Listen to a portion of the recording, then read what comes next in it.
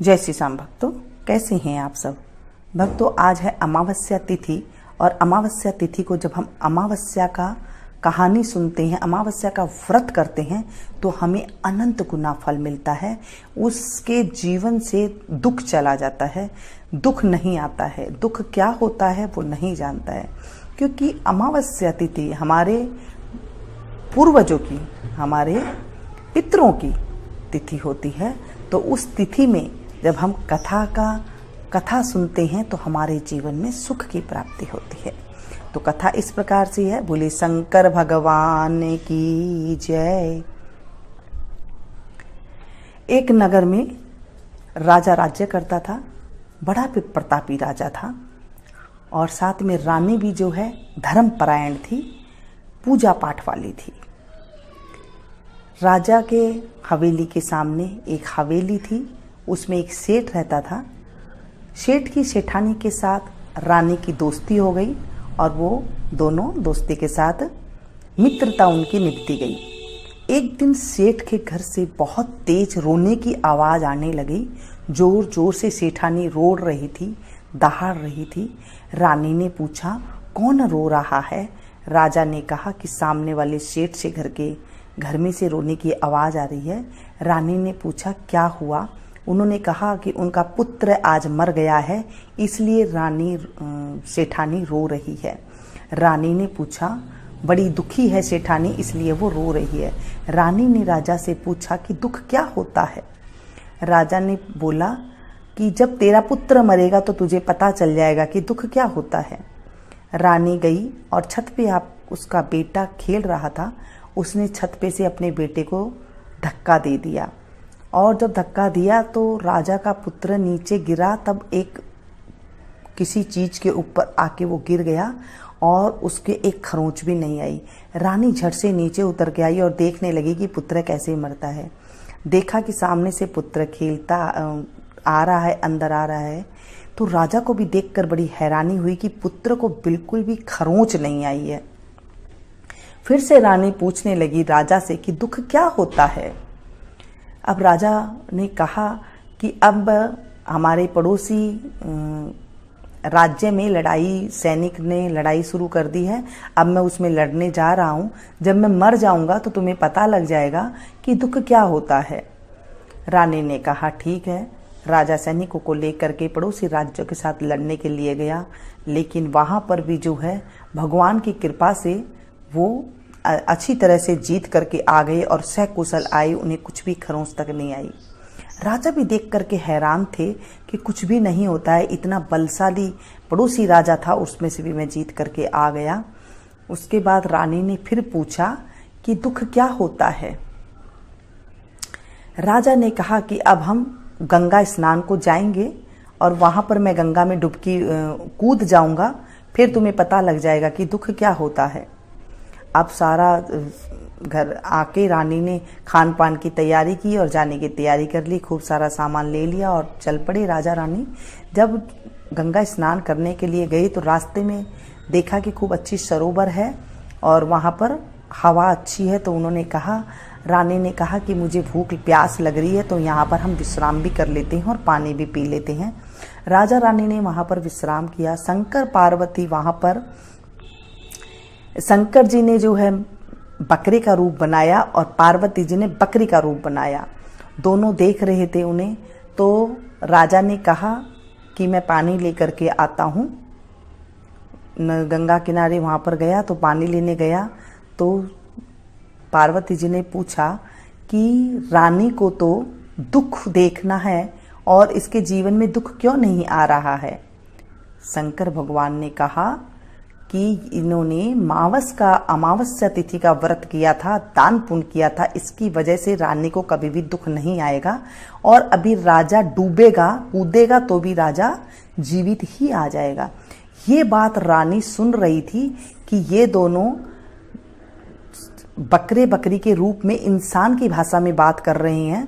तो रानी को अचंभा हुआ और फिर बाद में जब राजा आए तो रानी ने राजा को सारी बात बता दी कि मेरे जीवन में इसलिए दुख कभी भी नहीं आएगा और शंकर पार्वती ने ये बातें जब कर रहे थे तो रानी ने अच्छे से सुनी थी। शंकर भगवान ने कहा था कि इस रानी के जीवन में कभी भी दुख नहीं आएगा। ये बातें जब राजा को बताई तो राजा को भी समझ में आ गया कि इस तरह इसी कारण से जो है रानी को कभी दुख देखना नहीं पड़ेगा, चाहे कितनी भी मर्जी विपत्ति आ जाए। राजा रानी अपने शहर को आ गए, अपने नगर को आ गए। नगर में आने के बाद राजा ने सारे नगर में ढिंढोरा पिटवा दिया कि सभी कोई अमावस्या तिथि का व्रत करना। अमावस्या तिथि का व्रत करने से कभी भी जीवन में दुख नहीं आता है। ये थी अमावस्या की कहानी। बोले शंकर भगवान की जय, माता पार्वती की जय। दोस्तों, अमावस्या के दिन सुबह जल्दी उठ के स्नान करना चाहिए। स्वच्छ जल से स्नान करें और बगैर नहाए नहीं रहना चाहिए। बगैर नहाए रहने से अमावस्या तिथि में पितरों का दिन होता है, तो वो जो है आशीर्वाद नहीं देते हैं और वो श्राप दे के चले जाते हैं। तो उस दिन जल्दी उठ करके नहाना चाहिए। नहा करके बिल्कुल साफ जगह कर लेनी चाहिए, रसोई की बिल्कुल साफ जगह कर लेनी चाहिए। और वहाँ पर जो है कईयों के तो परिंदे में जो है घड़ा वगैरह जहाँ पानी का रखता है वहाँ पूजा होती है। अगर आपके यहाँ नहीं होती है तो आप बिल्कुल सिंपल 1 कटोरी चावल और उसके अंदर 1 का सिक्का, 2 का सिक्का, 10 का सिक्का, जितनी आपकी सामर्थ है उतना लेकर के आप मंदिर में जरूर भिजवाएं। नहीं तो दूध का पैकेट ले लें, सिक्का रख दें और वो भी मंदिर में पहुंचा सकते हैं। जितनी आपकी सामर्थ्य है, 10 रुपया, 20 रुपया, 1 रुपया, आप उस पर दक्षिणा जरूर रखें, वो आप मंदिर में दे करके आएं। अगर इतना भी नहीं कर सकते तो घर में आटा, दाल, नमक, मिर्च सीधा है तो सीधा आप जरूर दे करके रखें। सीधा में दक्षिणा आप जरूर रखें। सीधा में आप ऐसे ले सकते हैं, जैसे किसी को नहीं पता होता तो एक थाली में आटा लें, 1 कटोरी ले, 2 कटोरी ले, 3 कटोरी ले, जितना आप ले सकते हैं उतना आप आटा लें। नमक डालें, चम्मच 2 चम्मच नमक ले सकती हैं। जितना आप मसाला खाती हैं ना सब्जी में, ये सारे मसाला आप डालें।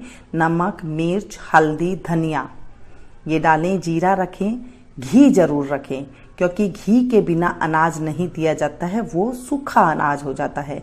घी आप जरूर रखें। देसी घी 1 चम्मच 2 चम्मच, नहीं है तो आप जो भी घी खाते हैं वो रख लें, वो नहीं है तो आप तेल जरूर रख दें। जो भी है आपके पास आप रख दें, क्योंकि जब हम थोड़ा थोड़ा धर्म करते हैं, धर्म करने से पुण्य की प्राप्ति होती है और इतना हो जाता है कि हम फिर बढ़ चढ़ के करते हैं, क्योंकि हमें भगवान जो हम देते हैं हमें भगवान वही लौटाता है, लाखों गुना करके लौटाता है। फिर उसके बाद अगर आपके पास कोई फ्रूट रखा हो तो 1 फ्रूट रख दे। कोई सब्जी रखी है तो आप उसमें सब्जी, हरी सब्जी होती है, जैसे आलू हो गया, टमाटर हो गए, कोई गोभी का फूल हो गया, जो भी है आप वो रख सकते हैं उस थाली के अंदर। साथ में चीनी जरूर रखिए, क्योंकि मीठा भी जरूर रखा जाता है। आपकी जितना सामर्थ्य हो आप उसमें मीठा रख सकते हैं। और उसके बाद दक्षिणा आप जरूर रखें और उसके बाद हाथ जोड़ करके प्रार्थना करें, हे अमावस्या माता, हे पितरों के निमित्त जब आप निकाल रहे हैं तो पितरों के निमित्त आप उनको ध्यान करें और उसके बाद उस थाली को आप ले जा करके मंदिर में दे करके आए। सुबह सवेरे अगर जल्दी जल्दी आप हो सके तो 1 लोटा जल हाथ में ले करके दक्षिण की तरफ मुंह करके थोड़ा सा काला तिल ले करके आप अगर अपने पितरों के नाम से जल चढ़ाएं तो वो अति शुभ होता है। कभी आदमी के जीवन में दलिद्र नहीं आता है कहते हैं। और अगर पीपल का पेड़ है तो वहां चढ़ा दे। रविवार का दिन हो तो पीपल के पेड़ के नीचे जल ना चढ़ाए, क्योंकि रविवार को पीपल में जल नहीं चढ़ाया जाता है। सिर्फ दक्षिण की तरफ मुंह करके आप, कहीं कच्ची मिट्टी है वहां पर आप जल चढ़ा सकते हैं। ऐसा कहा जाता है कि ऐसा करने से जीवन में कभी दुख नहीं आता है। अमावस्या तिथि को जब ये सारे काम छोटे मोटे कर लेते हैं तो उससे बहुत ज्यादा सुख की प्राप्ति होती है। अगर आपके घर के आसपास हरा है तो आप हरा डाल सकते हैं, नहीं तो पालक की ये गुट्टी ले लें, उसे आप गाय माता को खिला सकते हैं। तो इससे भी जो है हमारे पूर्वज हमारे ऊपर खुश होते हैं। चींटियों को थोड़ा सा आप आटा और थोड़ी शक्कर मिला करके आप उसमें दे सकते हैं। जहां पर चींटियां आपको बिल नजर आए वहां पर आप डाल दें, तो आप देखेंगे किसी ना किसी रूप में आज अमावस्या के दिन हम कुछ भी दान पुण्य करते हैं उसका करोड़ों गुना फल मिलता है, यानी कि करोड़ों गुना होकर के हमें मिलता है, ऐसा कहा जाता है। आप 1 कटोरी देंगे तो आप समझ लीजिए कितना कुछ मिलने वाला है। आप कबूतरों को दाना डालिए, जो पंछी होते हैं उन्हें आप दाना डाल करके आ जाइए। मछलियों को आप दे सकते हैं गोलियां बना करके। घर में आटा तो सभी के होता है, थोड़ा सा आटा आप टाइट टाइट गूंद लीजिए, छोटी छोटी गोली बना के मछलियों को डाल सकते हैं। इस तरह भी आप कर सकते हैं। आप कहीं ना कहीं जितना पुण्य हो सके आपको करना चाहिए आज के दिन, क्योंकि अमावस्या तिथि को जब कुछ पुण्य करते हैं तो फिर उसका हमें बहुत ज़्यादा पुण्य की प्राप्ति होती है। तो इस तरह से व्रत किया जाता है। व्रत शुरू शुक्रवार की अमावस्या हो उस दिन करो तो अति उत्तम होता है। जिस दिन शुक्रवार शुरू होता है उस दिन अमावस्या शुरू कर सकते हैं। व्रत करना चाहें तो आप 21 अमावस्या तक ये व्रत किया जाता है। 5 अमावस्या को पहले आप गेहूं का दान करें। जब आप गेहूं का दान करें तो लाल कपड़ा साथ में अवश्य रखें। अगर लाल कपड़े के अंदर गेहूं का दान करें उसमें दक्षिणा जरूर रखें और वो आप दे करके आएं। फिर दूसरे 5 को आप मूंग दान करें। मूंग में भी आप हरा कपड़ा रखें और उसमें दक्षिणा रखें, फिर आप दे करके आएं। मंदिर में ही देना होता है। उसके बाद आप चना रखें। चने का जैसा कलर है आप उस तरह का कपड़ा ले सकते हैं। 1 मीटर ले, 1.25 मीटर ले, जितना आपकी मर्जी है आप इतना ले सकते हैं और उसमें दिया जाता है। उसके बाद जब आप फिर 5वां चौथा करें तो उसके अंदर आपको चावल लेने होते हैं। चावल आप उस चावल के कपड़े के जैसा ही रंग आपको लेना होता है। इस तरह से आपको व्रत विधि की जाती है। और जो 5वां होता है उसके अंदर भी आपको जो है जिस तरह का अनाज आप खाते हैं वो अनाज आप दे सकती हैं। गेहूं हो गया, मूंग हो गया, चने हो गए, चावल हो गए और साथ में जो हो गया मोट ले ले चाहे बाजरे ले ले, कुछ मर्जी आप ले सकते हैं। 5वां अनाज आप कुछ भी मर्जी करते हैं। इस तरह से आपको दान विधि इस तरह से होती है। और फिर 21वें जो अमावस्या तिथि आती है उस पे जो है उद्यापन विधि इस तरह से की जाती है। बस यही सिंपल सा होता है। जिन्हें व्रत करना चाहें तो उन्हें संतान की प्राप्ति होती है, घर में सुख आ जाता है, दलिद्र नहीं रहता है, ऐसा कहा जाता है। अमावस्या तिथि व्रत करने वाले को घर में भंडार भर जाते हैं, क्योंकि जो अमावस्या तिथि होती है हमारे पितरों की होती है और हमारे बड़े बुजुर्ग जो गुजर जाते हैं उन्हें पितर कहा जाता है। फिर अगर जब हम उनके नाम से व्रत करते तो हमारे घर में भी सुख शांति आती है। जय बोलिए शंकर भगवान की जय, माता पार्वती की जय, अमावस्या तिथि की जय। दोस्तों पसंद आए तो प्लीज़ एक लाइक जरूर दीजिएगा, इसे ज़्यादा से ज़्यादा अपनों के साथ शेयर कीजिएगा। मिलते हैं फिर से एक नई वीडियो में नई जानकारी के साथ। तब तक आप लोग देखते रहिए मीनू संगीत। Thank you. जय श्री श्याम भक्तों, कैसे